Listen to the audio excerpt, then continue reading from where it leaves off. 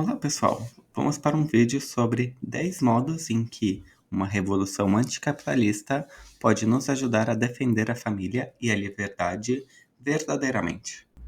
A primeira maneira está ligada com o trabalho.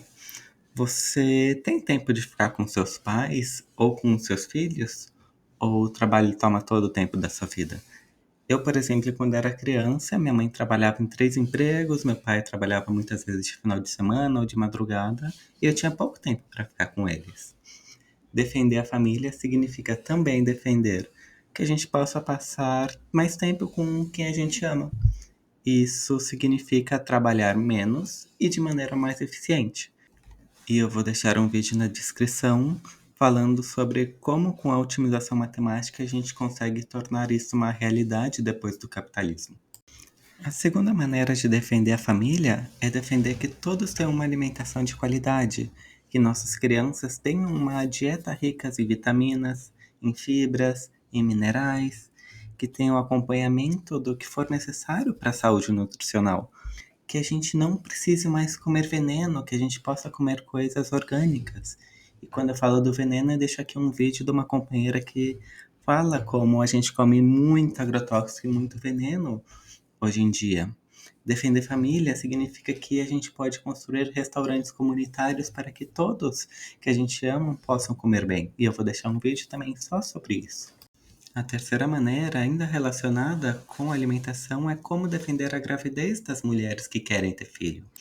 E isso vem desde antes da gravidez, que todos os homens e mulheres entendam como evitar uma gravidez indesejada, até mesmo quais cuidados para ter quando se quer uma gravidez, para que as pessoas estejam muito bem nutridas, estejam preparadas para ser pais e mães.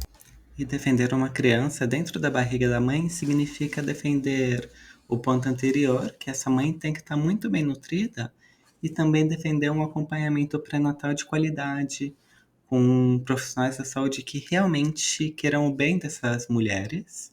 E também relacionado ao trabalho do primeiro ponto, que essas mães não precisem trabalhar 8 horas por dia no oitavo mês de gravidez.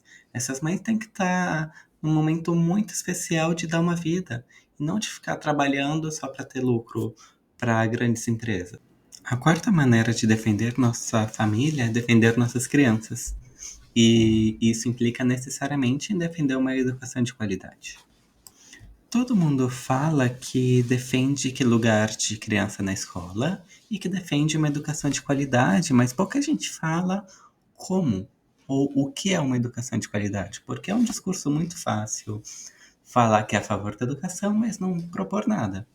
Como o tema do vídeo não é só sobre educação, eu vou deixar um vídeo aqui na descrição, mas dando um spoiler, nesse vídeo eu proponho, por exemplo, que o salário do professor tem que ser muito melhor do que é agora. E quando eu falo muito melhor, eu falo radicalmente melhor. Na, na proposta pós-capitalista, eu proponho que o salário dos professores seja maior que o salário dos políticos. Defender nossas crianças também significa defender a abolição de qualquer tipo de trabalho infantil e dar esperança para essas crianças terem uma perspectiva de trabalho no futuro. Se você perguntar lá nos anos 90, o que você quer ser quando crescer? Para uma criança, ela diria, quero ser engenheiro, ou quero ser médico, quero ser advogado. Se você pergunta hoje, essa criança vai falar, quero ser youtuber, quero ser influencer, ou alguma coisa assim. E resgatar essa esperança só é possível voltando lá para o ponto número 1 do projeto anticapitalista. A quinta maneira de defender a liberdade da família e das crianças depois do capitalismo é justamente pensar que essas crianças podem ter uma esperança de futuro e escolher trabalhar no que verdadeiramente gostam, porque é legal que as crianças queiram ser engenheiras ou médicas quando crescerem, mas elas podem também querer ser outros profissionais da saúde, veterinários, enfermeiros, ou até mesmo pensar em ser artista.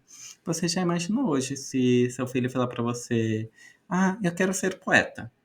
A gente deveria pensar: nossa, que legal, que criativo, que importante para a vida a poesia. Mas hoje você provavelmente, com o pai, teria medo: como ele vai se sustentar? Porque no capitalismo tudo é sobre ganhar dinheiro, não existe espaço para a arte, para ser feliz, para a vida de modo geral. Você já se perguntou como lá em Roma Antiga existem tantas obras artísticas grandiosas, maravilhosas, e hoje a gente não consegue produzir arte? Ou como, por exemplo, lá na China Antiga, existe uma muralha gigantesca que foi construída durante séculos, e por mais que não seja na construção artística, é algo grandioso que a gente não consegue mais fazer hoje. Então é importante a gente defender a esperança e valorizar todos os empregos, não só aqueles empregos que parecem importantes para a sociedade e são, mas a arte e outros empregos que hoje não são valorizados são extremamente importantes. Desde a gente poder comer uma comida gostosa que uma pessoa preparou com tanto carinho, até mesmo a gente apreciar uma obra de arte. A sexta maneira que uma revolução vai defender a família é defender a vida das próximas gerações, combatendo a crise climática que está por vir. Eu aqui não vou falar da crise climática que está existindo, que está por vir, porque já existem 500 milhões de vídeos falando sobre. Mas depois da revolução a gente pode pensar não em não desmatar nossas florestas, mas sim em reflorestá-las. Não em apenas reciclar um pouquinho de plástico, mas como a gente troca nosso sistema produtivo para que não exista esse problema gigante de plástico. A sétima maneira que uma revolução vai nos ajudar a defender a família é defender nossos idosos, nossos pais, nossas mães, repensando o sistema previdenciário. Hoje a gente tem uma população que cada vez mais envelhece e a gente precisa de uma maneira de pensar um novo sistema previdenciário que feche a conta de que os mais jovens possam trabalhar e os mais velhos possam viver dignamente com a aposentadoria. A gente precisa de um grupo técnico de matemáticos que pense uma reforma previdenciária total. E isso só é possível num sistema em que pense que a vida é importante e não apenas o dinheiro é importante. E eu vou deixar um vídeo na descrição onde eu falo apenas sobre aposentadoria e sobre o novo cálculo previdenciário. Indo diretamente para o ponto 8, pensar na fase idosa como uma fase só de receber uma aposentadoria melhor não é o suficiente. Eu, por exemplo, trabalhei na Irlanda como engenheiro por mais de um ano e uma coisa que me surpreendeu muito foi que nos pubs e nos bares existiam gente de todas as idades. Existia desde pessoas de 20 anos, umas pessoas de 50, umas de 40 e umas pessoas de 70, 75, 80, tudo dançando e bebendo igual nos bares. A gente precisa pensar no Brasil como os idosos podem ter uma qualidade de vida digna, não apenas uma aposentadoria, mas como eles não se sentem sós, como a gente cria espaços propícios para que todos possam viver bem em harmonia. E não tem como falar em defender família sem pensar na segurança pública, então a nona maneira é justamente como tornar o Brasil mais seguro, como não ter medo que nosso filho não volte para casa. Num sistema que não seja capitalismo, podemos pensar num tripé de redução da desigualdade social, de mudar nossas leis e de melhorar nossa polícia. E, obviamente, falar apenas de um desses aspectos é deixar uma questão incompleta, porque somente reduzir a desigualdade social não previne crimes violentos, como, por exemplo, uma briga de bar ou uma violação contra mulheres. Melhorar apenas a polícia não vai na raiz do problema de assaltos, de roubos, de furtos, que é a desigualdade social.